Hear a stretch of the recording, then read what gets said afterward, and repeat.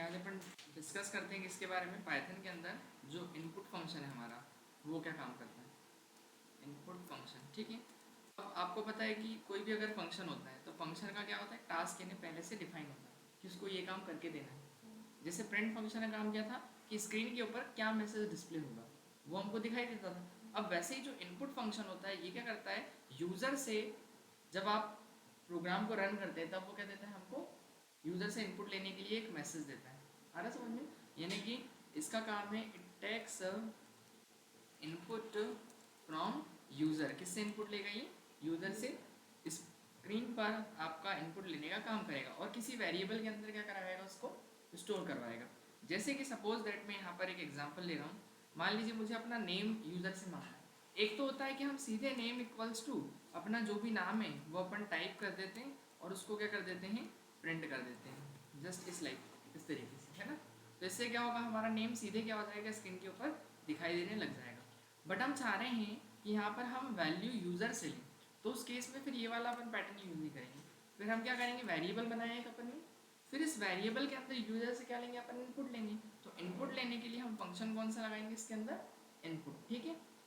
Variable के अंदर input function लगाया अपन ने और ये फिर यहाँ पर एक मैसेज देगा अपने को, क्या कि एंटर योर नेम। अपना नेम क्या कीजिए, एंटर कीजिए। तो ये यूज़र को क्या दिखाई देगा, एक मैसेज दिखाई देगा। जैसे ही ये मैसेज दिखाई देगा तो यूज़र अपना नाम एंटर करेगा। चलिए पहले इतने प्रोग्राम क्या करके देखते हैं, रन करके देखते हैं। तो मैंने जैसे ही यहाँ पर रन किया, रन का बटन दबाया, तो देखिए यहाँ पर हमारे पास एक क्या आ रहा है, मैसेज आ रहा है, एंटर योर नेम। अब आपको क्या करना है कि यहाँ क्लिक करना है इस नेम के आगे और जो भी आपका नाम हो वो क्या करना है, अपने को टाइप करना है। जैसे मैंने यहाँ पर नाम एंटर किया और जैसे ही नेम एंटर किया तो प्रोग्राम हमारा एंड हो गया।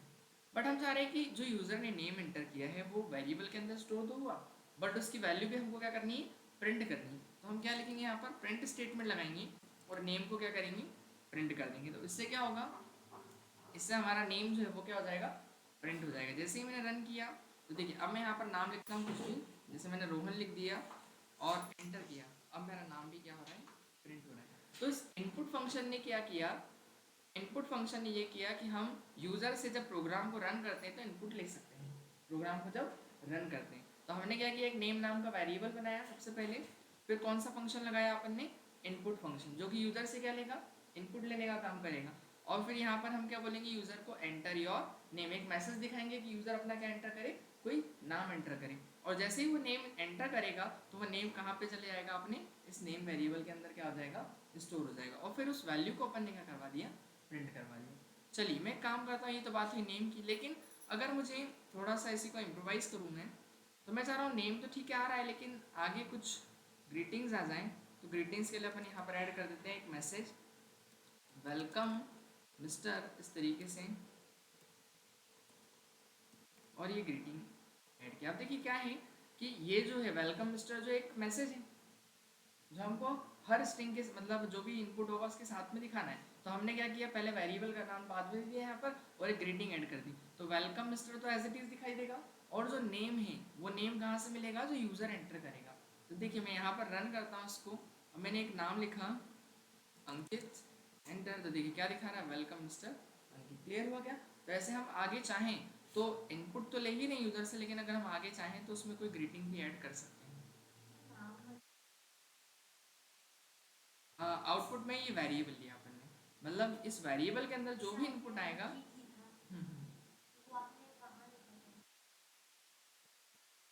वो एक्चुअली दिखाई ऐसे दे रहा है क्योंकि ये जो इनपुट फंक्शन लगाया ना अपन ने, इनपुट फंक्शन क्या कर रहा है, यूजर से इनपुट लेने का काम कर रहा है, ताकि हम जब प्रोग्राम को रन करेंगे तो वो इनपुट जो भी होगा वो इस नेम वेरिएबल में स्टोर हो जाएगा और फिर उसकी वैल्यू को अपन ने प्रिंट कर दिया। तो ये तो एक मैसेज है डबल कोट्स के अंदर, जैसे अपन ने हेलो प्रिंट किया था, ठीक है। वैसे डबल कोट्स में मैसेज एज इट इज दिखेगा, लेकिन साथ में ये क्या दिखेगा, नेम वेरिएबल में जो भी वैल्यू स्टोर होगी।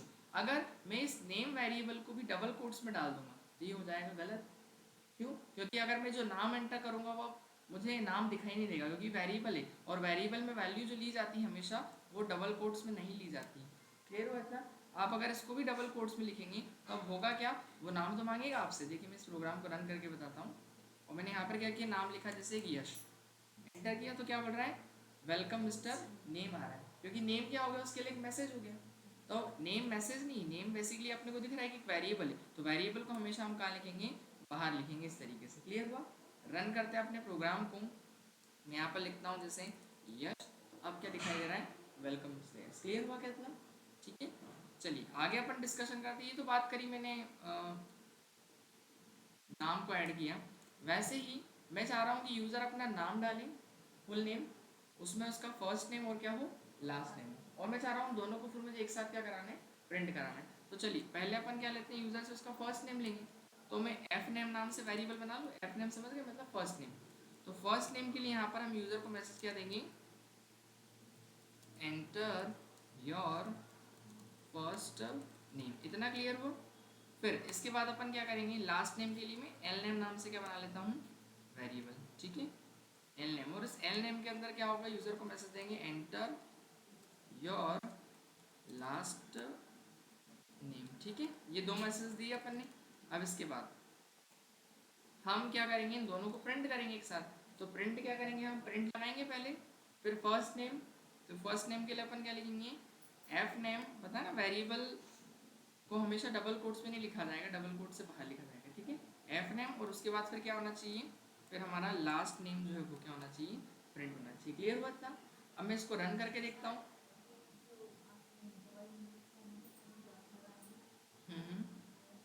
कौन सा वाला, ये वाला? ये तो मैसेज में अपन कुछ भी दिखा सकते हैं, इक्वल टू वगैरह, वो तो आप जो भी लिखना चाहें, वो एक मैसेज के लिए दिया।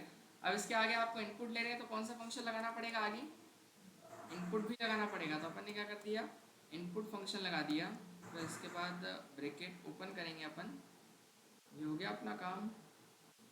फिर इसके बाद इसके भी आगे क्या करेंगे, अपन एक फंक्शन लगा देंगे, कौन सा, इनपुट, और क्लियर है था? तो इनपुट फंक्शन क्या करेगा, यूजर से इनपुट लेगा और किस में स्टोर करा देगा, एफ नेम में। लास्ट नेम जो होगा वो इस एल नेम में स्टोर कराएगा। रन करते हैं दोनों को अपन, तो प्रिंट होगा दोनों नाम हमारे सामने। जैसे फर्स्ट नेम लिखा है यहाँ पर अपन ने क्या, रोहन, और फिर यहाँ लिख दिया अपन ने मिश्रा। क्लियर है इतना? एंटर किया, देखिए यहाँ पर क्या दिखाई दे रहा है आपने को, रोहन मिश्रा। क्लियर हुआ? हमने एक चीज़ नोटिस करी कि ऑटोमेटिकली इसने स्पेस ऐड कर दिया बीच में, दिखाई दे रहा है? तो जब भी आप बीच में अगर दो वेरिएबल ले रहे हो, उसके बीच में अगर कॉमा ऐड किया है, तो ऑटोमेटिकली वो खुद से क्या कर देगा, स्पेस ऐड कर देगा, आपने को स्पेस देने की जरूरत नहीं पड़ेगी। कॉमा अगर हटा देंगे तो ये वेरिएबल फिर गलत हो जाएगा, क्योंकि वो दो वेरिएबल है, और दो वेरिएबल को सेपरेट करने के लिए हमेशा बीच में अपने को क्या लगाना पड़ेगा, कॉमा लगाना पड़ेगा। इतना क्लियर है? चलिए एक छोटा सा डिस्कशन करते हैं अपन आगे। हाँ जी बोलिए। पाइथन के अंदर कई सारे इनबिल्ट फंक्शंस होते हैं, और दो तरह के फंक्शन होते हैं, मैं आपको बता देता हूँ। एक होते हैं इनबिल्ट फंक्शन जो पहले से इसके अंदर आते हैं, और दूसरे होते हैं यूज़र डिफाइंड फंक्शन, कि यूज़र को ज़रूरत पड़ेगी तो उसके अकॉर्डिंग खुद क्रिएट भी कर सकता है। तो ऐसे कई सारे फंक्शन हम इसके अंदर यूज़ करेंगे, मतलब खुद भी बना सकते हैं, लेकिन इनबिल्ट फंक्शन में हमको मिलेंगे। जैसे इनपुट हुआ, प्रिंट हुआ, टाइप फंक्शन मिलेगा अपने को आगे चल के। तो ऐसे कई सारे फंक्शन हैं। जैसे टपल पढ़ेंगे तो टपल का अपन फंक्शन बनाएंगे, इंट पढ़ेंगे इंटीजर का फंक्शन हुआ। तो ऐसे कई सारे फंक्शन मिलेंगे। बाकी खुद अपने रिक्वायरमेंट के अकॉर्डिंग हम फंक्शन को क्रिएट भी करेंगे। जैसे हमको लगता है कि नहीं, हमको इस टाइप का कोई प्रोग्राम बनाना है, बट वो फंक्शन उसके अंदर एग्जिस्ट नहीं कर रहा है, तो फिर हम क्रिएट भी कर सकते हैं, और वो फंक्शन कहलाता है हमारे यूजर डिफाइंड फंक्शन। क्लियर? ये बिल्ट इन है, ये पहले से ही, ये बिल्ट इन फंक्शन है। क्लियर हुआ? और फिर अपन खुद जो क्रिएट करेंगे वो हमारे यूजर डिफाइंड फंक्शन होंगे। खैर उसको जब अपन यूजर डिफाइंड फंक्शन को बताऊंगा मैं, तब आपको बताऊंगा कितने टाइप के फंक्शन होते हैं और यूजर डिफाइंड फंक्शन कैसे बनाया जाता है। अब मान लीजिए ये तो हम एक स्ट्रिंग ले रहे हैं ना अपन, अभी स्ट्रिंग मतलब नाम ले रहे हैं, कोई वर्ड ले रहे हैं, बट हम चाहें कि अगर मुझे कोई नंबर का इनपुट लेना है, तो फिर हम क्या करते हैं, एक ए नाम से वेरिएबल बनाया, और फिर मैं यहाँ पर क्या करूँगा, इनपुट मांगूंगा यूज़र से, क्या बोलूँगा कि अपना क्या एंटर करे, वो नंबर एंटर करे फर्स्ट। यहाँ पर मैंने मैसेज दिया एंटर फर्स्ट नंबर। इतना क्लियर है? हाँ, वो वेरिएबल के अंदर क्या मैसेज दिखाना है अपने को डेटा को स्टोर होने से पहले, वो तो अपन कोई भी मैसेज में तो कुछ भी लिख सकते हैं अपन। फिर इसके बाद क्या लिखेंगे अपन, इनपुट मांगेंगे कौन से नंबर की, सेकंड। तो यहाँ पर लिख दिया मैंने एंटर सेकंड। क्लियर है इतना? तो ये दो मैसेज दिए अपन ने। अब इसके बाद मैं क्या करूँगा, अब इन दोनों का मैं चाह रहा हूँ एडिशन हो जाए। क्या हो जाए? एडिशन। तो फर्स्ट नंबर ए में चले जाएगा, दूसरा नंबर बी में चले जाएगा। अब मैं यहाँ पर जब प्रिंट कराऊंगा ए प्लस बी को, ए प्लस बी वेरिएबल है ना, तो उसको अपने डबल कोट्स में नहीं लिखा, दिखाई दे रहा है? तो ए प्लस बी, अब जो भी नंबर डालूंगा उनका क्या आना चाहिए, एडिशन। अब जैसे मैं यहाँ पर रन करता हूँ प्रोग्राम को, और मैं फर्स्ट नंबर मांग रहा था, तो फर्स्ट नंबर लिया मैंने क्या, 10। फिर मांग रहा है सेकंड नंबर 20, तो आंसर क्या आएगा, 30 आना चाहिए।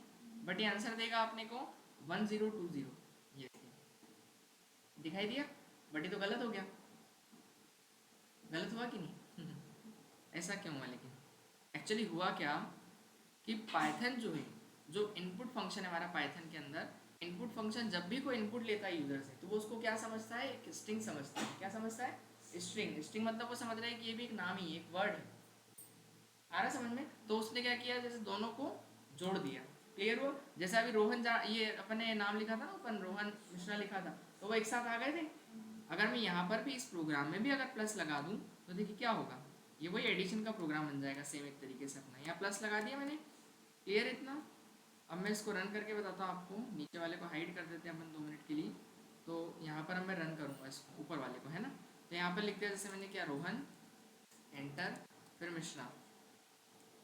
तो देखिए क्या हुआ, इस बार स्पेस भी नहीं आया और क्या हो गए, मर्ज हो गए आपस में। तो सेम उसमें भी हुआ, ये जो 10-20 लिखा था वो क्या हो गया, मर्ज हो गया। तो उसने समझा क्या, उसने ये समझा कि जो हमने जो इनपुट दिया है वो भी क्या है, नंबर नहीं है, वो एक स्ट्रिंग है। क्या समझा भाई? स्ट्रिंग है। तो आपको फिर क्या करना पड़ेगा, लेकिन हमको तो उसको नंबर ही रखना है ना। तो स्ट्रिंग को नंबर में कन्वर्ट करने के लिए क्या करना पड़ेगा, आपको एक नया फंक्शन लगाना पड़ेगा जिसका नाम होता है क्या, इंट फंक्शन। क्या होता है? Int function.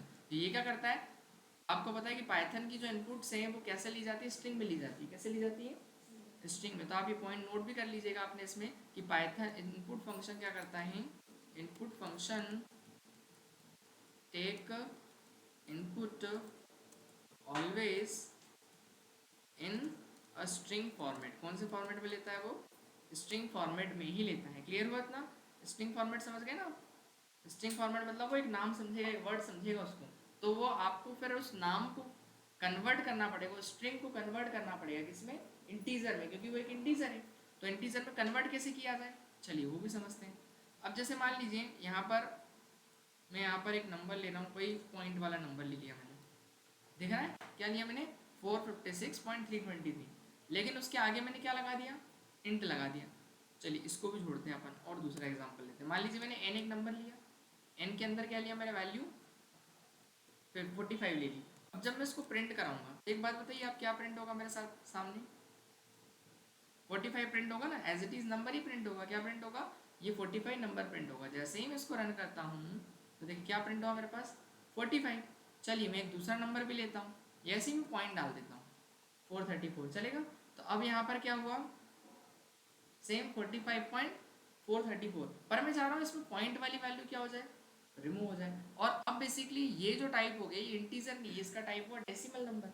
और डेसिमल नंबर को अपन क्या बोलते हैं पाइथन के अंदर, फ्लॉट, है ना। क्लियर इतना? तो ये कन्वर्ट किस में हो गया, फ्लॉट में। तो अब हमको इस फ्लॉट से कन्वर्ट करना है, जैसे किसमें, इंटीजर में।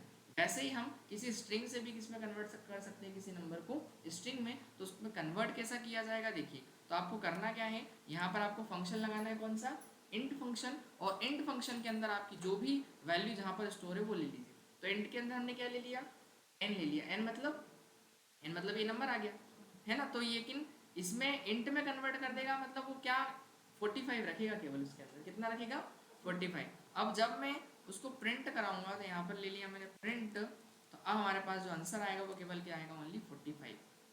क्या आएगा, दिखाई दिया। तो वो कन्वर्ट किस में हो गया, इंटीजर में। किस में कन्वर्ट हो गया, इंटीजर में। तो यहाँ पर 45.434 जो है ये एक डेसिमल नंबर था एन के अंदर, फिर हमने उसको इंटीजर फंक्शन लगा करके कन्वर्ट कर लिया, किसमें, इंटीजर में कन्वर्ट कर लिया डेसिमल नंबर को। ठीक है, तो वो डेसिमल नंबर कन्वर्ट हो गया इंटीजर में, और इंटीजर प्रिंट हो रहा है। सेम लाइक अगर आपके पास जब भी कोई स्ट्रिंग की इनपुट आ रही है, यहाँ पर दिखाई दे रहा है ना, ये स्ट्रिंग ले रहा है, नंबर डाल हम यहाँ पर डाल तो नंबर ले, लेकिन वो स्ट्रिंग में समझ रहा है। तो हमें जो भी इनपुट, इससे पूरा इनपुट आएगा हमारा, और इस इनपुट को कन्वर्ट कर लिया जाएगा किसमें, यहाँ पर अपन आगे क्या लगा देंगे, कौन सा फंक्शन लगा देंगे, इंट फंक्शन लगा देंगे। क्लियर हुआ?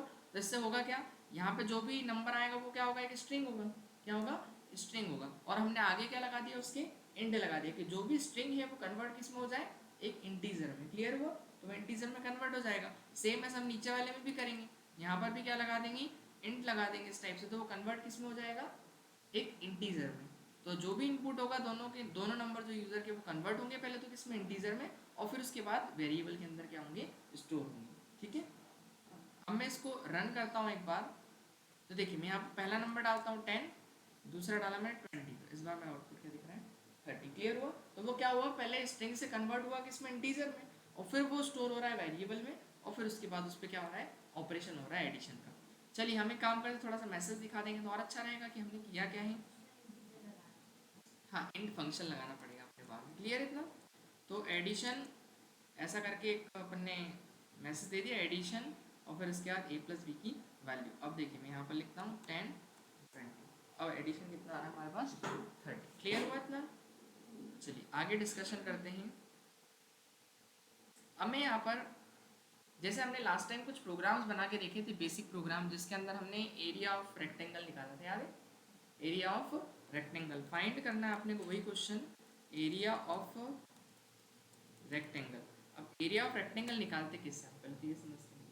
एरिया ऑफ रेक्टेंगल का फॉर्मूला जो होता है वो क्या होता है, एरिया ऑफ रेक्टेंगल की बात करूँ तो लेंथ इंटू क्या होता है, ब्रेड्थ होता है, ठीक है, लेंथ इंटू ब्रेड्थ। तो हमको यूजर से क्या क्या लेना पड़ेगा, एक तो लेंथ लेना पड़ेगा और एक ब्रेड्थ लेना पड़ेगा। लास्ट टाइम याद हो तो हमने प्रोग्राम किया था, एल इज इक्वल टू कुछ भी एज्यूम कर ली थी लेंथ अपन ने, ब्रेड्थ की वैल्यू कुछ एज्यूम कर ली थी अपन ने इस तरीके से। पर हम चाह रहे हैं इस बार ये वैल्यू एज्यूम ना करना पड़े, हम चाह रहे हैं यूजर से रन टाइम में मांगी जाए।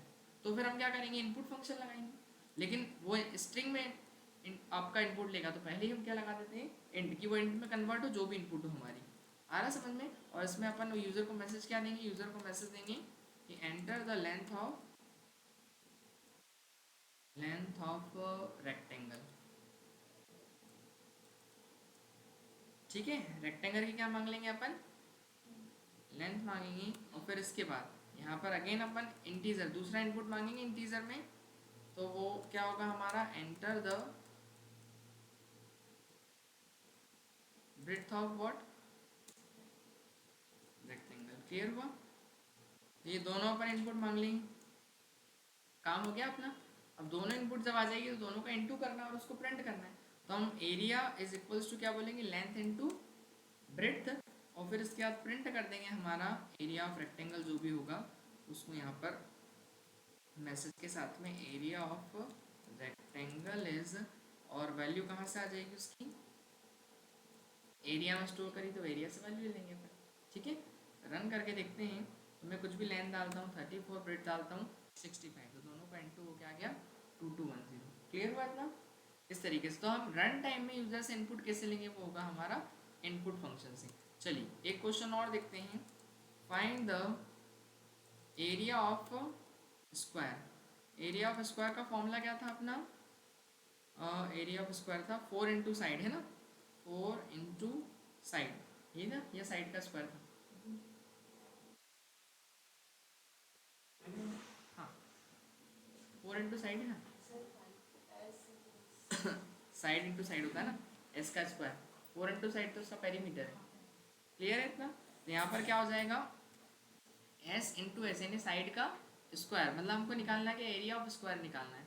तो यूजर से क्या ले लेते हैं अपन, पहले इनपुट ले लेते हैं कि हमको साइड चाहिए होगी, और उस साइड का कितनी बार इंटू करना है, 2 बार इंटू करना है। कितनी बार इंटू करना है, 2 बार। तो हम एक काम करते हैं, हम साइड लेते हैं, साइड के लिए अपन ने क्या लिया, एस नाम का वेरिएबल लिया, और उस एस के अंदर यूजर से क्या मांगेंगे, इनपुट मांगेंगे। तो इनपुट मांगेंगे तो आपको पता है पहले इंटीजर में इनपुट चाहिए तो आपको क्या लिखना है, इंट लिखना है, इंटीजर आएगा ना। देखिए अगर आपको पॉइंट में नंबर चाहिए तो क्या लगाना पड़ेगा, फिर फ्लॉट लगाना पड़ेगा। फ्लॉट किसके लिए होता है, पॉइंट में, कि यूजर अगर नंबर ऐसा डालता है कि वो पॉइंट वाला नंबर है तो आप इंट फंक्शन के लिए क्या लगा देंगे, फ्लॉट लगा देंगे। लेकिन स्ट्रिंग अगर लेंगे तो स्ट्रिंग के लिए एसटीआर लगाने की जरूरत नहीं है। क्यों, क्योंकि बाय डिफॉल्ट इनपुट जो है वो स्ट्रिंग में ही लेता है पाइथन। किस में लेता है, स्ट्रिंग में। तो यहाँ ये नहीं लगाना है। हाँ लेकिन अगर इंट में लेना है तो इंट लिखना पड़ेगा, और अगर पॉइंट में चाहिए तो फ्लॉट आपको लिखना पड़ेगा। ठीक है, अगर एक बार बताइए मैं यहाँ पर इंट लिखता हूँ और अगर यूजर ने नंबर डाला पॉइंट वाला, तो वो पॉइंट वाला नंबर लेगा कि नहीं लेगा। क्यों, क्योंकि हमने फंक्शन कौन सा लगा रखा है, इंट। इंट क्या करेगा, वो इंटीजर नंबर लेगा केवल।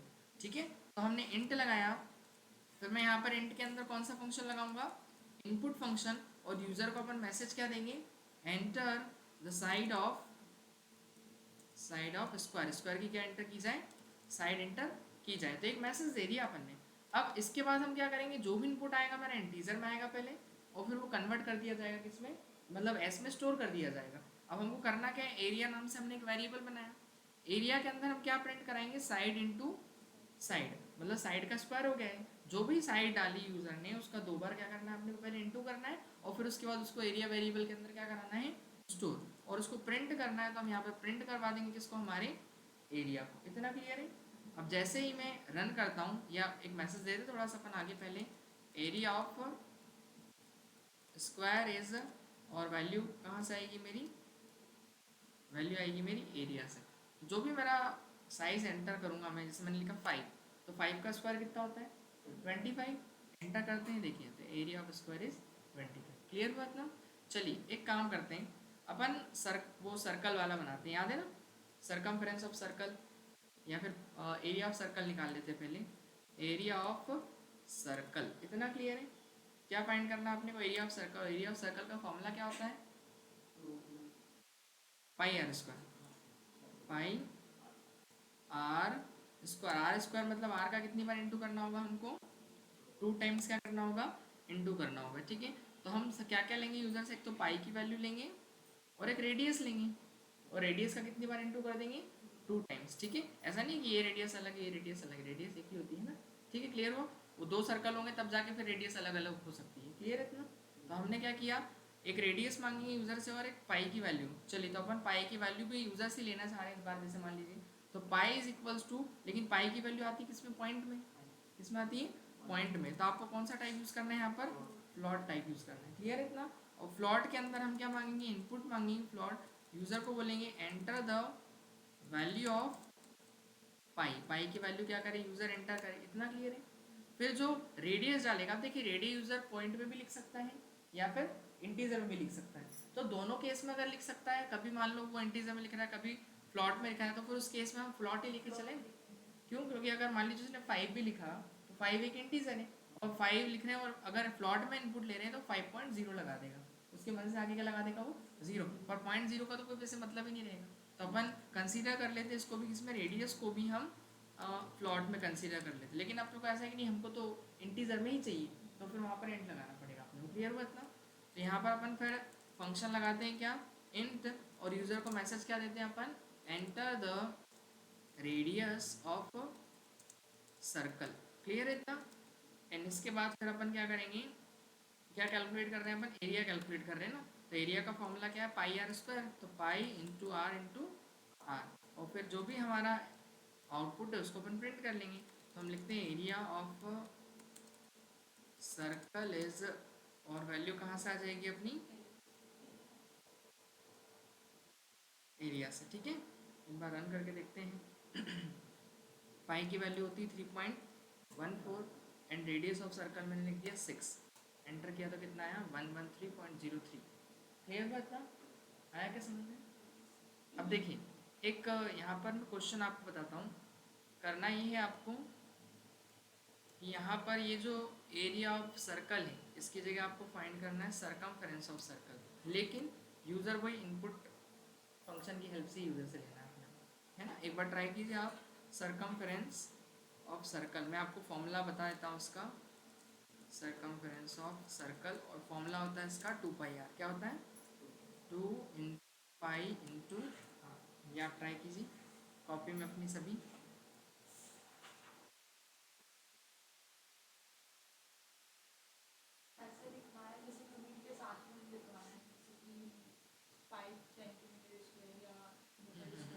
हो सकता है ना, एरिया के बाद में एक और, यहाँ पर एरिया के बाद में कॉमा लगा के, किसमें सेंटीमीटर में आता है, सेंटीमीटर होता है एरिया सेंटीमीटर। जैसे आप तो अपन आगे कुछ नहीं, उस यूनिट को भी डाल देंगे, है ना। इस तरीके से मैसेज डबल कोट्स में दिएगा, जैसे 3.14 और फिर 6 लिख दिया, तो देखिए क्या आ रही है, area of circle is 113 centimetre, है ना। वो तो डबल कोट्स के अंदर के भी लिखा। अभी मैंने ये बेसिक प्रोग्राम ही चल रहा है अभी, तो ये 2 नंबर को ऐड करने का प्रोग्राम, वो मेरे वीडियो लेक्चर रिकॉर्ड है इसमें, वो आपको मैं अभी क्लास के बाद शेयर कर दूंगा तो मिल जाएगा, है ना। पिछला भी एक वीडियो है वो भी आप देखिएगा, है ना, अपने यूट्यूब पे डाला हुआ जो पिछली क्लास हुई थी, तो वो दोनों आप देख लीजिएगा, सब क्लियर हो जाएगा। बाकी फिर भी अगर कोई डाउट रहेगा तो मैं आपको क्लियर कर दूँगा।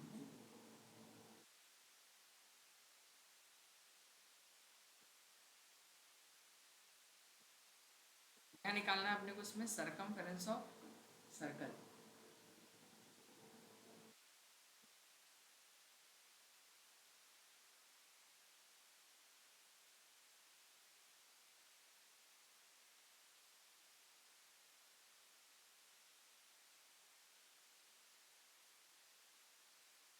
हाँ बैठ जाओ ना।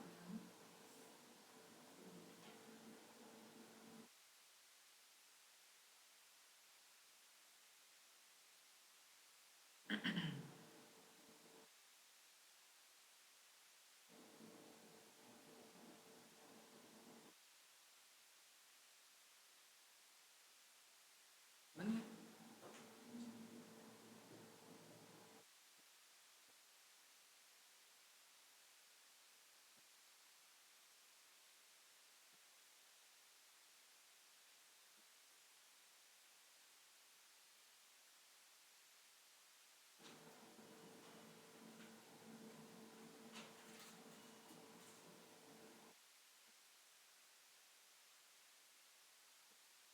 ब्रैकेट का ध्यान रखिएगा कि अगर दो ब्रैकेट ओपन हो तो दो ही क्लोजिंग है ना, एक इनपुट फंक्शन का जैसा हुआ एक प्लॉट फंक्शन का हुआ है ना, दोनों अलग अलग आपको लगाने पड़ेंगे।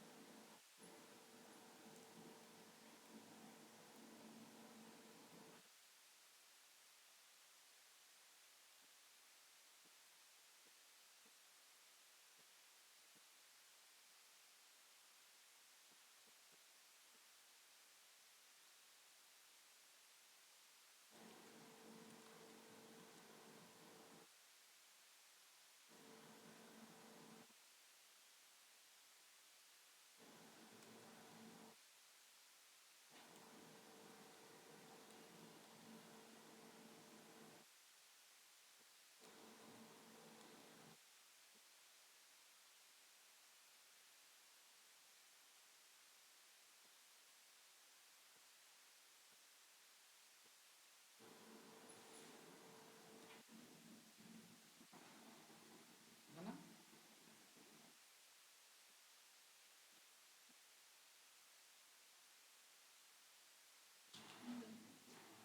ठीक है, फाइल क्या करनी है?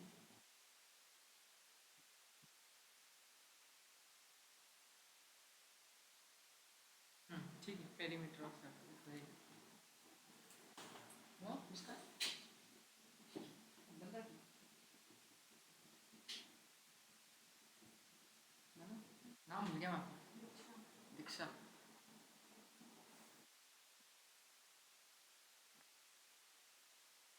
चलो थोड़ी मिस्टेक है इसमें, प्लॉट में लेना पड़ेगा ना उसको पाई को, तो क्योंकि 3.14 आएगी, प्लॉट तो पॉइंट में जाएगा ना, और पाई की वैल्यू उसको प्लॉट कर दो बस। इंट यदि इंटीजर में इनपुट चाहिए, क्योंकि यूजर जैसे 3.14 डालेगा तो वो 3 ही लेगा उसमें से, केवल 0.14 को हटा देगा। और इंट केवल जब हमको इंटीजर नंबर चाहिए, होल नंबर, कि जिसमें पॉइंट ना आए, उसके लिए तो यहाँ पर इसलिए प्लॉट लगा देंगे, है ना। जैसे मैंने बना के दिया है, देखिए इसमें दिखाई दिया है कि एंटर द वैल्यू ऑफ पाई, और फिर वो प्लॉट में लिया हमने, ठीक है। इसके बाद फिर यूजर से मांगा हमने enter the radius of circle, वो भी प्लॉट में मांगा, क्लियर इतना। फिर इसके बाद 2 pi R, 2 into pi into R, ये हो गया, और सर्कल इसके सी आर के अंदर स्टोर कर दिया, सर्कमफ्रेंस ऑफ सर्कल को अपन ने प्रिंट करा दिया, ठीक है, बना आपका। बस बाकी तो सब सही है। क्या हो गया? वो तो कुछ नहीं, गूगल कर लो क्या है इसमें।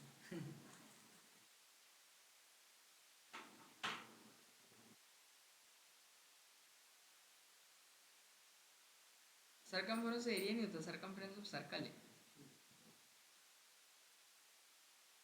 ठीक है, बाकी तो सही। एरिया की जगह सर्कल कर दीजिएगा, बन गया उसका पाई to the value of pi into the radius of circle into pi into r। क्या हो गया? नहीं, वो तो सीधे प्रिंट में ये दो इनपुट लेगा और फिर ये मैसेज आएगा प्रिंट वाला, ये नहीं आता है प्रिंट में जो लिखते हैं ना वो मैसेज आता है। ये हटा के सीधे प्रिंट वाला, और जो भी वैल्यू होगी इनका मल्टीप्लाई में वो आ जाएगी। नहीं, हाँ ये वाली, जैसे कि ये नहीं आएगी नीचे से। ठीक है, रन करके बताया था, दिखाऊंगा एक बार और। देखो जैसे यहाँ पर रन किया मैंने, देखो ये मैसेज कौन सा आया पहले, जो प्रिंट के अंदर जितना भी लिखा है सब वो आएगा। तो पाई की वैल्यू तो कितनी है 3.14, ये डाली, पे सर्कल की रेडियस डाल दी अपन ने 9, तो क्या आ रहा है सरकमफेरेंस ऑफ सर्कल इज 56.52। ठीक है, हो गया क्लियर। चलिए आगे अपन डिस्कशन करें। तो अब इसके अंदर हम अब कुछ ऐसे क्वेश्चंस जो मैंने आपको लास्ट टाइम दिए थे कि यूज़र से कुछ इलेक्ट्रिसिटी बिल जितनी कंज्यूम हुई है वो यूज़र से लेना, और 5 रुपीज़ और 10 रुपीज़ पर रुपीज़ के हिसाब से अपने को यूनिट के हिसाब से बिजली के बिल का अमाउंट कैलकुलेट करना है ना, ऐसा कुछ क्वेश्चन था। मैं देखता हूँ क्वेश्चन क्या था डाउनलोड्स में।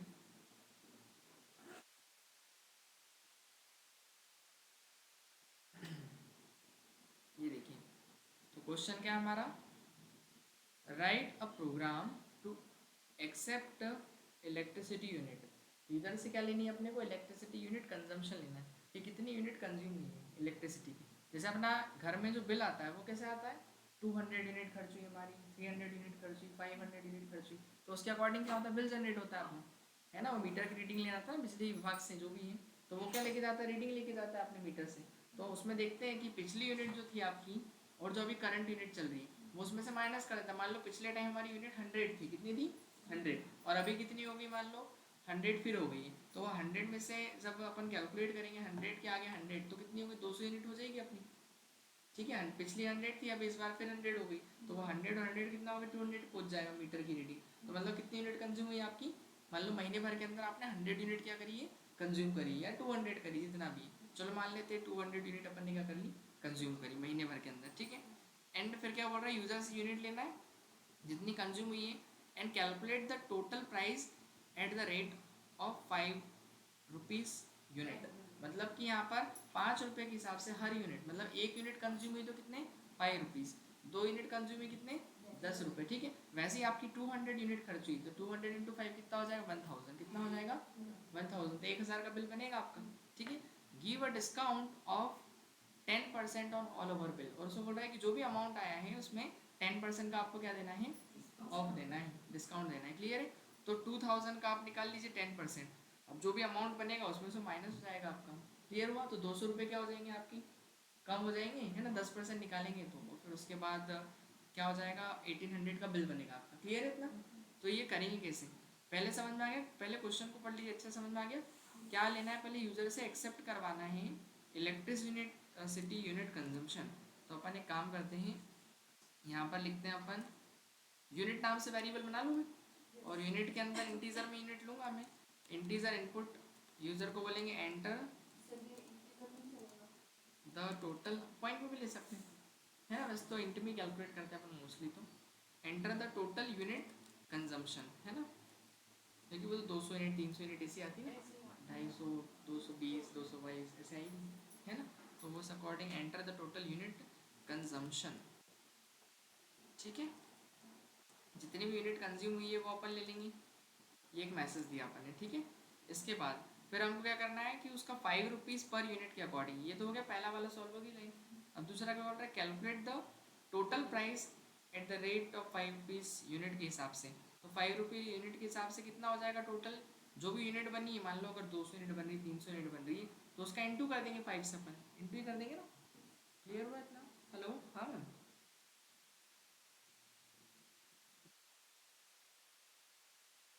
आशुतोष, आशुतोष आपका नाम है क्या, नहीं नहीं आशुतोष नहीं है, हाँ राधिका ही है। अच्छा अच्छा, ठीक, ठीक है, क्लियर हो गया अपना, समझ में आ गया। तो ये जो है अपना इनपुट फंक्शन क्या काम करेगा, इनपुट फंक्शन तो पहले इनपुट ले लेगा यूनिट के अंदर। हमको 5 रुपीज़ यूनिट के हिसाब से क्या करना है, टोटल अमाउंट को कैलकुलेट करना है। तो अपन एक किस नाम से, अमाउंट नाम से वेरिएबल बना लो, AMT लिख दूँ शॉर्ट में। तो अमाउंट कैसे कैलकुलेट करेंगे, जो भी यूनिट है उसका इंटू करना है किससे अपने को, 5 से। सही बात है ना। तो यूनिट जो भी होगी यूज़र की उसमें इंटू हो जाएगा किसका, 5 का, और अमाउंट के अंदर चले जाएगा वो। ठीक है, मान लो आपने 200 डाला तो 200 इंटू 5 कितना हो जाएगा वो, 1000। तो 1000 इसके अंदर आपकी वैल्यू आ जाएगी। ठीक है, आगे चलें। आगे क्या बोल रहा है question, give a discount of 10% on over bill. पूरे बिल के ऊपर 10% का डिस्काउंट देना है। तो अमाउंट आपका जो भी आया उसका निकालेंगे अपन 10%। तो हम एक काम करते हैं, डिस्काउंट नाम से वेरिएबल बना लेते हैं, DIS चलेगा। डिस्काउंट कैसे निकलेंगे कि जो भी अमाउंट है ये यूज़र की उसका कितना परसेंट, 10%। तो 10 डिवाइड बाय 100, पता है ना 10 डिवाइड बाय 100 का मतलब क्या हुआ, 10%। क्लियर है इतना। अब 10% निकल जाएगा। अब हम क्या करेंगे, जो भी अमाउंट आया था उसमें से हम माइनस कर लेते हैं किसको, डिस्काउंट को। तो फिर हमारा जो भी फाइनल अमाउंट बना है उसको अपन प्रिंट कर लेंगे। तो एक काम करते हैं, यहाँ पर लिखते हैं टोटल ऑल ओवर बिल। ये काम करते हैं, फाइनल अमाउंट नाम से पहले एक वेरिएबल बना लेते हैं, किस नाम से, फाइनल अमाउंट। ठीक है ना, फाइनल अमाउंट नाम से वेरिएबल बनाया मैंने। बीच में देखिए स्पेस नहीं दिया मैंने, एंटर उसको लगाया, पता ना वेरिएबल के नाम बीच में स्पेस नहीं देते अपन। या अगर ऐसा नहीं करना है तो आप ऐसा कर लीजिए, एक पहला लेटर फाइनल अमाउंट, इस तरीके से चलेगा। तो थोड़ा डिफरेंट दिखे वो, कि फाइनल अमाउंट क्या कर रहे हैं अपन, प्रिंट। तो फाइनल अमाउंट को अभी पहले कैलकुलेट कर लें। कैसे कैलकुलेट होगी वो, अमाउंट में से माइनस करना पड़ेगा आपको डिस्काउंट को। तो जो भी अमाउंट में से डिस्काउंट माइनस होगा वो आपका फाइनल अमाउंट हो जाएगा बस। और उस फाइनल अमाउंट को क्या कर लेंगे अपन, प्रिंट कर लेंगे। यहाँ लिख देंगे your final bill amount is, और वैल्यू कहाँ से आ जाएगी उसकी, ये अपनी फाइनल अमाउंट से। क्लियर हुआ क्या। चलिए एक बार रन करके देखते हैं अपन। क्या बोल रहा है, enter the total unit consumption. तो कितनी यूनिट कंज्यूम मेरी, जैसे 200 यूनिट कंज्यूम हुई। तो देखिए फाइनल बिल कितना आ रहा है अपना, 900 रुपये। अच्छा 2000 का 10% 100 निकलेगा। क्लियर है इतना। आगे समझ 1000 का निकलेगा वो, तो मैंने 1000 के हिसाब से कैलकुलेट किया। ठीक है, चलो 300 यूनिट अगर खर्चा हुई मेरी तो 1350 रुपये बिल बन रहा है। क्लियर हुआ क्या, कितना बन जाता है वैसे, अभी कैलकुलेट करें 5 से इंटू करके। तो कितना, 300 ना, तो ये हो जाएगा 1500, और फिर उसमें 10% हटा दिया अपन ने, 250 रुपये ना। तो वो कैलकुलेट हो गया कितना, 150, सॉरी 150। क्लियर हुआ इतना, आगे समझ में कोई डाउट इसमें नहीं। अब ऐसे एक और क्वेश्चन देखते हैं अपन। तो ये क्वेश्चन जो है थोड़ा सा मैथमेटिकल है, लॉजिक है बट बहुत कम है, लेकिन मैथमेटिकल क्वेश्चन ज़्यादा है। क्योंकि पहले इंटू करना है, फिर डिवाइड करना है, फिर माइनस करना है ना। वो तो अपने को पता ही, ऐसे ही कैलकुलेट करते हैं ना अपन। कि आपको बोला कि आपकी यूनिट 200 यूनिट खर्चा हुई है, वो बोला है कि आपको 5 रुपये यूनिट के हिसाब से बिल आएगा, लेकिन उसमें 10% का डिस्काउंट भी मिलेगा। तो आप कैलकुलेट करेंगे पहले कि 200 यूनिट का कितना बनेगा, 5 रुपये यूनिट के हिसाब से। फिर उसके बाद जो भी अमाउंट आएगा उसका 10% अपन डिस्काउंट निकालेंगे। हम डिस्काउंट निकाल के माइनस भी तो करेंगे अपन, कि जितना अमाउंट बन रहा था उसमें 10% घटाएंगे तो क्या आ जाएगी आपकी फाइनल अमाउंट आ जाएगी। क्लियर हुआ इतना। चलिए अब सेकेंड क्वेश्चन देखते हैं अपन। Write a program to accept marks of 5 subject and find the total marks and percentage. मतलब यूजर से 5 सब्जेक्ट क्या लेना है, मार्क्स लेना है। फिर उसके बाद क्या करना है, उसका परसेंटेज भी निकालना और टोटल भी निकालना है, दोनों ही चीज़ें निकालनी है। परसेंटेज समझते ना अपन, जितना भी ऑल ओवर उसका मार्क्स आएंगे उनका परसेंटेज निकालेंगे, assuming the full marks as 100 in each subject. और कंसिडर करना है कि हर एक सब्जेक्ट जो होगा वो कितने मार्क्स का होगा, 100 का होगा। क्लियर है इतना। तो सिंपल सा क्वेश्चन है, बस 5 नंबर लेने और उसका पहले तो टोटल निकालना पड़ेगा परसेंट निकालने के लिए। तो पहले आप क्या करेंगे, टोटल मार्क्स निकाल लीजिए प्लस करके 5 होते। फिर उस टोटल मार्क्स से अपन क्या निकाल लेंगे, परसेंटेज का फॉर्मूला लगा के परसेंटेज निकाल लेंगे, और दोनों को क्या कर देंगे अपन, प्रिंट कर देंगे अलग अलग। क्लियर इतना। चलिए तो पहले अपन 5 नंबर के इनपुट ले लें। तो एक सब्जेक्ट क्या ले लेते हैं अपन, हिंदी। हिंदी फिर इंटीजर में आएगी ना इनपुट, तो हिंदी के मार्क्स अपन एंटर करवाएंगे, एंटर हिंदी मार्क्स। ठीक है, ये अपन ने हिंदी का लिया। फिर इसके बाद एक ले लेते हैं अपन के इंग्लिश ले लेते हैं पहले। ये हिंदी लिख दूँ चलेगा, है ना। इंग्लिश इंटर इनपुट, और फिर उसके बाद एंटर इंग्लिश मार्क्स। ठीक है, हिंदी के आ गए, इंग्लिश के आ गए। फिर एक ले लेते हैं अपन क्या, मैथ्स के ले लेते हैं। तो मैथ्स का भी इनपुट लेना पड़ेगा अपने को, inter input enter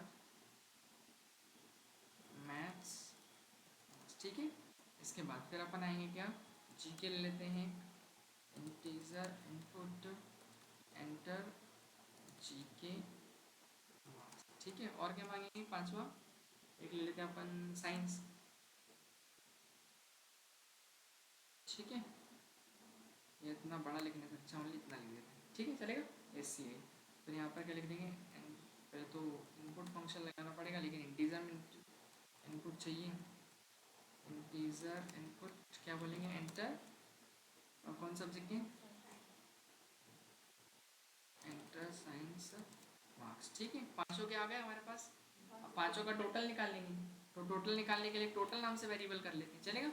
total is equals to, पहला कौन है, Hindi plus English plus maths plus GK plus science, ठीक है। ये हो गया, सभी सभी का टोटल निकल जाएगा और किसके अंदर चले जाएगा, इस टोटल के अंदर स्टोर हो जाएगा। अब इस टोटल से हम क्या निकाल लेते हैं, परसेंटेज। तो परसेंटेज के लिए एक वेरिएबल बनाते हैं अपन, PER। ध्यान रखिएगा इसमें स्पेशल कैरेक्टर वगैरह यूज नहीं होते हैं ना, पता है ना अपने को वेरिएबल। तो ऐसा आप लिख सकते हैं परसेंटेज। हमें यहाँ पर परसेंटेज का फॉर्मूला होता है कि जो भी टोटल आता है हमारा, उसका इंटू करते हैं 100 से अपन, और डिवाइड करते हैं 5 सब्जेक्ट का जो टोटल होगा। तो 5, एक 100 का उसने बोला था ना, तो 5 कितने के होंगे अपने, 500 के हो जाएंगे। क्लियर हुआ इतना। अगर ईच सब्जेक्ट उसने बोला 100 का है तो 5 विल बिकम 500। क्लियर हुआ इतना। तो यहाँ पर PER के अंदर क्या हो जाएगा, इसका परसेंटेज स्टोर हो जाएगा, है ना। जो भी टोटल आएगा उसको इंटू करेगा 100 से, डिवाइड कर लेगा 500 से, जिसका प्रतिशत निकल जाएगा। जितना भी प्रतिशत यानी परसेंटेज होगा वो PER के अंदर स्टोर हो जाएगा। अब आप टोटल को भी प्रिंट करा लीजिए और परसेंटेज को भी, तो लिख देते हैं टोटल मार्क्स इज, और वैल्यू कहाँ से आएगी इसकी, टोटल मार्क्स इज और वैल्यू टोटल से, और फिर प्रिंट करा लेंगे अपन क्या, परसेंटेज इज, और फिर वैल्यूज क्या आ जाएगी PER से, ठीक है। एक बार रन करके देखते हैं। देखिए यहाँ पर मैंने लिया 54, 76, 24, 87 कहीं कर सकता, बच्चे नहीं पढ़ेंगे ठीक है। 29 मैथ्स है ना, वैसे भी डिफिकल्ट सब्जेक्ट ठीक है। 296, तो ये कितना है, परसेंटेज 59.2। क्लियर हुआ इतना। तो 296 का परसेंटेज निकाल दिया उसने, ठीक है। तो इस टाइप से अपन कैलकुलेट करेंगे। चलिए, तो सिंपल सा था ये तो क्वेश्चन। अपन और देखते हैं इसी टाइप से एक और क्वेश्चन क्या है, write a program to swap values of 2 number. 2 number की वैल्यू क्या करना है, स्वैप करना है। स्वैप का मतलब क्या होता है कि चेंज करना है बेसिकली। जैसा करना है, ए की वैल्यू आपने 10 डाली है और बी की डाली है क्या 20, तो आपको ए की वैल्यू 20 कर देनी है और बी की 10 कर देनी है, उल्टा करना है, एक्सचेंज करना है ना। जैसे मान लो आप अभी आगे की सीट पे बैठे थे, आपको पीछे और इनको आगे की सीट देना है। क्लियर हो। तो कहने का मतलब क्या है कि वैल्यू स्वैप करनी है, चेंज करनी, पोजीशन चेंज करनी। क्लियर, क्लियर मीनिंग है इसका, पोजीशन चेंज करनी है। ए की वैल्यू पोजीशन बी को दे दो, बी की पोजीशन ए को दे दो, इन्हें वैल्यू चेंज करना है। तो कैसे कर सकते, क्या लॉजिक लगा सकते, कुछ है माइंड में आपकी इसी के लिए?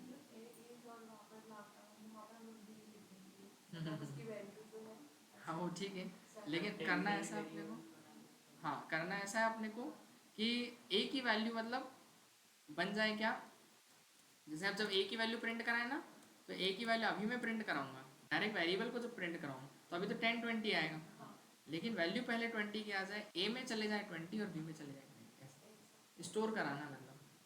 तो फिर क्या ले सकते हैं, दीक्षा नहीं। देखिए एक छोटा सा एग्जांपल लेते हैं, छोटा टेम्परेरी वेरिएबल बनाना पड़ेगा इसके अंदर, सही कहा आपने। देखिए ऐसा सोचिए, एक हमारे पास चाय का ग्लास है, ठीक है, क्या है, चाय, और चाय में कुछ अमाउंट है 10 रुपये की मान लो चाय है, और एक है हमारे पास क्या, कॉफ़ी। अब आपको ये बोला गया है कि चाय वाले कप को कॉफ़ी में डालना है और कॉफ़ी वाले कप को चाय में डालना है, तो आप कैसे डालोगे बताओ, कैसे करोगे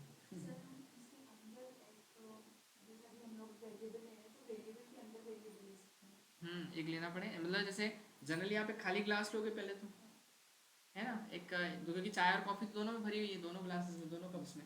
तो अपन क्या करेंगे, खाली ग्लास लेंगे, अब चाय या कॉफ़ी किसी को भी उठा के अपन खाली वाले ग्लास में डाल देंगे, ठीक है। तो अपन एक काम करा, चाय को उठाया और किस में डाल दिया, खाली वाले ग्लास में डाल दिया, तो चाय का कप खाली हो गया। अब कॉफ़ी को उठाएंगे, किस में डाल देंगे अपन, चाय वाले में, तो अब कौन सा ग्लास खाली हो गया, कॉफ़ी वाला। अब जो वो चाय डाली थी अपन ने खाली वाले ग्लास से पहले, उसको उठा के वापस कॉफ़ी वाले में डाल दिया, हो गया काम आपका। तो एक थर्ड ग्लास लेना पड़ेगा कि नहीं अपने को, तीसरा ग्लास लेना पड़ेगा, तब जाके कर सकते हैं ना अपन ये चीज़। तो वही है कि देखो जो आपकी टी है, पहले तो अपन एक खाली वेरिएबल ले लेते, किस नाम से बना लूँ मैं, कप नाम से बना लूँ। एक खाली कप ले लिया अपन ने, तो कप के अंदर अपन क्या ले लेते हैं, पहले टी को डाल दिया जैसे मैंने, तो टी चलेगा किसके अंदर, कप के अंदर, तो टी वाला जो है वो खाली हो गया। अब टी खाली हो गया तो अपन टी के अंदर कॉफ़ी डाल देते हैं, तो मैंने लिख दिया टी इज इक्वल्स टू क्या, कॉफ़ी। तो कॉफ़ी किस में चलेगा आपका, कॉफ़ी टी में गया ना, कॉफ़ी की वैल्यू किस में गई, टी में, तो कॉफ़ी की वैल्यू क्या हो गई, खाली हो गई, कॉफ़ी वाला ग्लास खाली हो गया। अब आपका कॉफ़ी का ग्लास खाली है तो कॉफ़ी में अपन ये चाय डाल देते हैं, और चाय कहाँ पे, हमारे इस कप में आ रहा समझ मुझे। तो यहाँ पर जो कॉफ़ी वाला खाली है इसके अंदर अपन किसको डाल देते हैं, कप को, तो कप में क्या थी, हमारी चाय थी, हो गया स्वैप वैल्यू। क्लियर हुआ कि नहीं, ऐसे ही करना पड़ेगा ना, यही करना पड़ेगा। ऐसा थोड़ा सा आप सोचो लॉजिकली, कि अगर आपके पास दो कप है और एक में चाय है और एक में कॉफ़ी, तो आपको एक्सचेंज कैसे करनी है, ऑब्वियसली कि थर्ड वेरिएबल लेना पड़ेगा, एक को उठा के दूसरे में डाल दो, वो खाली हो जाएगा, उधर की वैल्यू इधर कर दो। क्लियर है इतना, ऐसे ही करेंगे ना अपन, घर में प्रैक्टिकल करके देखेंगे उनको। ठीक है, क्लियर हुआ इतना। यहाँ पर जाएंगे अपन, तो अब जैसे मैं टी की वैल्यू प्रिंट कराऊंगा, तो टी की वैल्यू क्या प्रिंट होगी मेरी, टी की वैल्यू देखना, प्रिंट कराएंगे अपन टी से, और फिर कॉफ़ी की वैल्यू प्रिंट कराएंगे, एक ही लाइन में कर दूँ क्या, कॉफ़ी मैसेज है तो उसको कॉफ़ी, और इसकी वैल्यू कहाँ से आ जाएगी अपनी, कॉफ़ी से ही आएगी, ठीक है।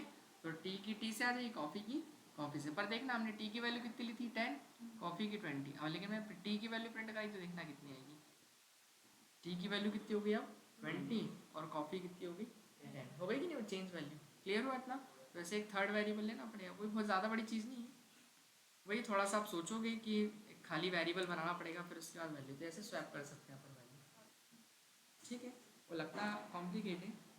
अब देखिए ये वाला तो और भी इजी है, write a program to accept total sales amount, user से पहले टोटल सेल्स अमाउंट लेनी, कितनी सेल्स अमाउंट है, तो वो तो अपन ले लेंगे इजीली, इनपुट फंक्शन है, and find the profit amount at the rate 5%, मतलब 5% का उसको प्रॉफिट कैलकुलेट करना है और प्रिंट करना है, सिंपल है। देखिए यूजर से अपन क्या लेते हैं, सेल्स अमाउंट लेते हैं, सेल्स करके वेरिएबल ले लें, सेल्स इज इनपुट, और यूजर को बोलते हैं एंटर द सेल्स अमाउंट, ठीक है। यूजर से क्या लिया अपन ने, सेल्स अमाउंट ली, फिर उसके बाद क्या करेंगे अपन, उस सेल्स अमाउंट का 5% क्या कैलकुलेट करना है अपने को, प्रॉफिट कैलकुलेट करना है। तो सिंपल एक प्रॉफिट नाम से वेरिएबल बनाते हैं अपन, प्रॉफिट जो भी आपको बनाना हो, ठीक है।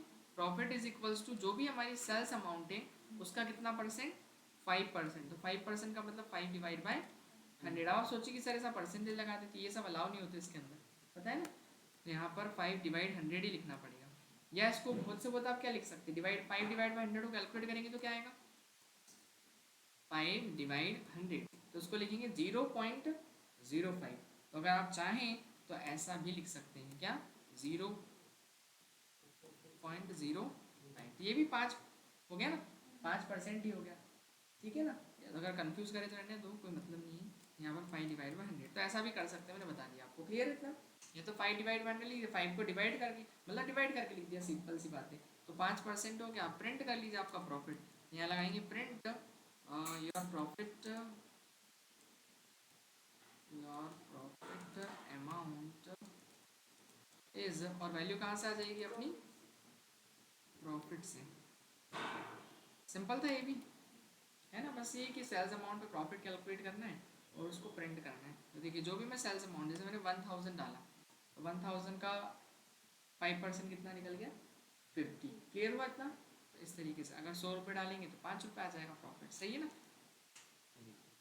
क्लियर हुआ इतना, समझ में आ गया। तो इस टाइप से कैलकुलेट करेंगे, कोई डाउट है क्या किसी को, नहीं। ये सारे क्वेश्चन अपने कंप्लीट हो गए बेसिक वाले। अब इसके बाद मंडे से अपन ऑपरेटर्स चालू करेंगे इसके अंदर। ओवरव्यू में देखिए ऑपरेटर्स जो होते हैं किसी ऑपरेशन को परफॉर्म करते हैं, हालांकि कुछ ऑपरेटर्स अपन ने यूज़ भी किए इसके अंदर, लेकिन हमको नाम नहीं पता उनके, जैसे ये जो इक्वल टू लगाया ना मैंने अभी यहाँ, ये भी एक ऑपरेटर है, इसको असाइनमेंट ऑपरेटर कहा जाता है, जो वेरिएबल के अंदर वैल्यू असाइन करने का काम होता है। वेरिएबल हम असाइन कैसे करें, 20 को असाइन किया कॉपी के अंदर, तो ये असाइनमेंट ऑपरेटर कहलाता है ना।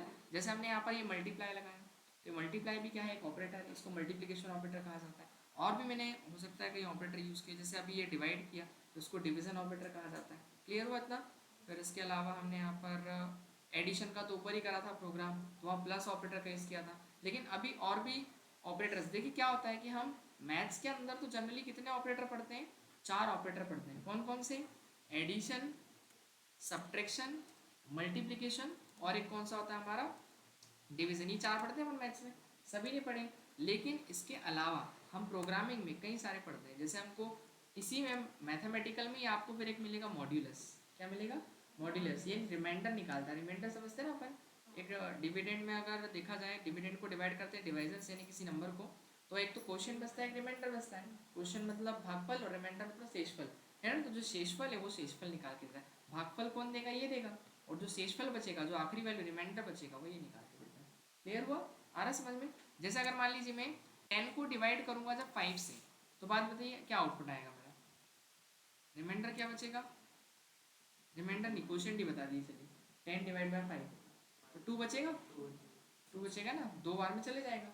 लेकिन अगर मैं इसी की जगह यहाँ पर लगा दूंगा क्या? मॉड्यूलस। क्या लगा दिया मैंने? मॉड्यूलस। तो ये क्या रिटर्न करेगा अपने को? मॉड्यूलस अगर मैं लूंगा तो यहाँ पर 10 को जब भी डिवाइड करेगा 5 से, तो आखिरी में बचेगा 0। क्या बचेगा? क्योंकि 5 2 10, तो बचेगा 0। ये देखिए क्या रिटर्न किया। तो ये मॉड्यूलस देता है। हाँ, अगर मैं 3 से डिवाइड करूंगा तो बताइए क्या बचेगा? 1 बचेगा। 3 3 9, तो रिमाइंडर क्या बचेगा आपका? 1 बचेगा। क्लियर हुआ? तो ये रिमाइंडर देता है और वो क्वोशिएंट देता है आपको। क्लियर है इतना? ठीक है। तो ये तो खैर बहुत बेसिक से। इसके अलावा कई सारे ऑपरेटर, जैसे अपन बात करें, हम रिलेशनल ऑपरेटर जब पढ़ेंगे, ये तो अभी एक मॉड्यूलस हुआ। इसी में एक होता है आपका एक्सपोनेंट। एक्सपोनेंट मतलब जो पावर निकालने के लिए यूज करते हैं। पावर निकालते हैं ना, 5 की पावर 3, 2 की पावर, लाइक इस तरीके से। वहाँ जरूरत पड़ेगी अपने को उस टाइप के क्वेश्चन में। एक होता है फ्लोर डिवीजन, इसको बोलते हैं फ्लोर डिवीजन। फ्लोर डिवीजन का मतलब क्या होता है? ये तो डिवीजन है, लेकिन फ्लोर डिवीजन जैसे मैं समझाता हूँ। हमने प्रिंट किया, या इसी में कर लेते हैं, 10 डिवाइड बाई 3 कितना आएगा आंसर? डिवाइड डिवाइड लगाओगे, डिवाइड 3.33 इस तरीके से आ रहा है ना। लेकिन इतने सारे पॉइंट आ रहे हैं, हम चाह रहे एक भी पॉइंट नहीं चाहिए। हम चाह रहे कि ये जो पॉइंट वाली प्लेसेस है वो रिमूव कर दी जाए, तो फिर उसमें आपको फ्लोर डिवीजन लगाना पड़ता है। तो वो क्या देगा? ओनली 3 ही देगा, पॉइंट हटा देगा सारे। पॉइंट्स जो होते हैं वो क्वोशिएंट में से रिमूव कर दिए जाते हैं फ्लोर डिवीजन में, ऐसा होता है इसमें। तो हमको जब पॉइंट नहीं चाहिए होगा डिवीजन के बाद, तो फिर अपन कौन सा डिवीजन लगाएंगे? फ्लोर डिवीजन लगाएंगे। इतना क्लियर हुआ? खैर वो मैं सब नाम बताऊंगा आपको। बाकी फिर रिलेशनल ऑपरेटर होते हैं हमारे, जैसे एक होता है ग्रेटर देन, जो बड़ा चेक करेगा कि क्या फर्स्ट नंबर आपका सेकंड से बड़ा है। एक होता है लेस देन, ये चेक करेगा क्या फर्स्ट नंबर आपका दूसरे से छोटा है। फिर एक होता है ग्रेटर देन और इक्वल टू, कि फर्स्ट नंबर दूसरे नंबर से बड़ा है या बराबर है। फिर एक होगा छोटा या बराबर, लेस देन और इक्वल टू, फर्स्ट नंबर दूसरे नंबर से छोटा या फिर इक्वल है। एक होता है इक्वल टू, जब कंपैरिजन करते हैं ना तो वो डबल इक्वल टू लगाना पड़ता है। और एक होता है फिर नॉट इक्वल्स टू, कि अगर वैल्यू बराबर नहीं है तो ये एक्सक्लेमेशन मार्क और इक्वल टू, ये होता है नॉट इक्वल टू। क्लियर हुआ इतना? ऐसे ही हमारे पास एक होता है इक्वल्स टू, जिसको असाइनमेंट ऑपरेटर बोलते हैं, जो हमने यूज़ किया ना अभी प्रोग्राम में वैल्यू को असाइन करने के लिए। फिर ऐसे ही होता है add and assign, plus equals to. फिर एक होता है minus equals to, subtract and assign. ये 2 काम करेगा, मतलब घटाएगा भी और असाइन भी करेगा। और इधर क्या करेगा? ये प्लस भी करेगा और असाइन भी करेगा, 2 काम एक साथ करता है। फिर इसके बाद एक होगा multiply and assign, divide and assign, modulus and assign, इस तरीके से। क्लियर हुआ इतना? मतलब पहले भाग देगा और फिर उसके बाद उसकी वैल्यू क्या करेगा? वो स्टोर करेगा। इतना क्लियर है? इस तरीके से। फिर आगे हम चलें तो और भी ऑपरेटर्स है, जैसे एंड पढ़ेंगे इसके अंदर अपन, एंड ऑपरेटर। एंड ऑपरेटर क्या कहता है कि 2 या 2 से ज़्यादा कंडीशन को मर्ज करने के काम में आता है ना। कि जैसे मान लो अगर कोई स्टूडेंट एग्जाम में पास कब होगा? जब उसके मार्क्स 33 ज़्यादा आएंगे। ये तो एक कंडीशन है, लेकिन दूसरी कंडीशन और रख दी मैंने कि उसकी जब अटेंडेंस भी 75 से ज़्यादा होगी। दोनों कंडीशन तो होनी चाहिए। भले वो मार्क्स तो ज़्यादा लिया है 33 से, बट अगर उसकी अटेंडेंस ज़्यादा नहीं है तो फिर उसको पास नहीं किया जाएगा। क्लियर है? तो 2 या 2 से ज़्यादा कंडीशन को मर्ज करने के लिए। क्लियर हुआ इतना? तो यहाँ पर एक एंड होगा, फिर एक ऐसी होगा और मतलब कि अगर आपके पास मल्टीपल कंडीशंस तो हैं, बट उसमें से हमको कोई एक भी अगर वैलिड है तो आउटपुट चाहिए ट्रू। एक भी कंडीशन क्या हो आपकी? वैलिड हो। तो वहाँ पर जैसे हमारे पास मान लो 5 कंडीशन है, पर हम बोले कि 5 कंडीशन में अगर आपके पास एक भी कंडीशन ट्रू है, जैसे मान लीजिए कोई 10 व्यक्ति है। अब 10 व्यक्ति में से एक व्यक्ति क्या बोल रहा है? सही बोल रहा है। 9 व्यक्ति क्या बोल रहे हैं? झूठ बोल रहे हैं। तो वहाँ पर और क्या करेगा? और ट्रू दे देगा। क्यों? क्योंकि एक तो सही बोल रहा है ना, एक कंडीशन तो सही। लेकिन एंड क्या करेगा, एंड वहाँ पर काम करेगा अगर आपके 10 व्यक्ति में से अगर एक भी व्यक्ति गलत बोलेगा तो वहाँ पर वो आंसर फॉल्स दे देगा। एंड को क्या चाहिए, सारी कंडीशन ट्रू चाहिए, बट और को क्या चाहिए, केवल एक कंडीशन ट्रू चाहिए। क्लियर हुआ। और जो नॉट है हमारा, नॉट क्या काम करता है, नॉट ये उल्टा इन्हें रिवर्स करता है। रिवर्स मतलब समझते हैं ना अपन, जहाँ सही आउटपुट आ रहा होगा वहाँ उसको फॉल्स दे देगा, ट्रू को फॉल्स करेगा और फॉल्स को ट्रू। मतलब आपने बोला 2 + 2 5, सही है क्या, नहीं है, बट ये क्या बोलेगा, ट्रू। आप बोलोगे 2 + 2 4, क्या होगा, सही है, तो ये उसको रिवर्स करेगा, फॉल्स दे देगा। मतलब ट्रू आउटपुट को जब बदलना आपको फॉल्स में तो ये काम आएगा। क्लियर हुआ इतना। इसके बाद फिर अपन पढ़ेंगे मेंबरशिप ऑपरेटर, जिसके अंदर होते हैं एक इन होता है और एक कौन सा होता है, नॉट इन होता है। ये दो अलग अलग है। ये मतलब एग्जिस्टेंस ही चेक करता है कि आपका एलिमेंट प्रेजेंट है कि नहीं। जैसे आपने बोला राधा, अब राधा नाम में ए प्रेजेंट है कि नहीं, मैंने बोला तो ए है, एक बार यहाँ पर एक बार यहाँ पर, तो वो जैसे एग्जिस्टेंस ही चेक कर रहे होगे कि अब मान लीजिए अपने 5-6 बच्चों का ग्रुप है, अब उस 5-6 बच्चों में से एक का नाम लिया मैंने कि वो इस ग्रुप का मेंबर है कि नहीं, तो वहाँ पर चेक करने के लिए काम आएगा। क्लियर हुआ। फिर ऐसे ही होगा, एक इज और एक होता है क्या, इज नॉट। इसको बोलते हैं अपन आइडेंटिटी ऑपरेटर। और ये ऑपरेटर क्या काम करता है आपका, ये ऑपरेटर तब काम आता है जब आपको दिया गया जो भी डेटा उसका टाइप चेक करना है।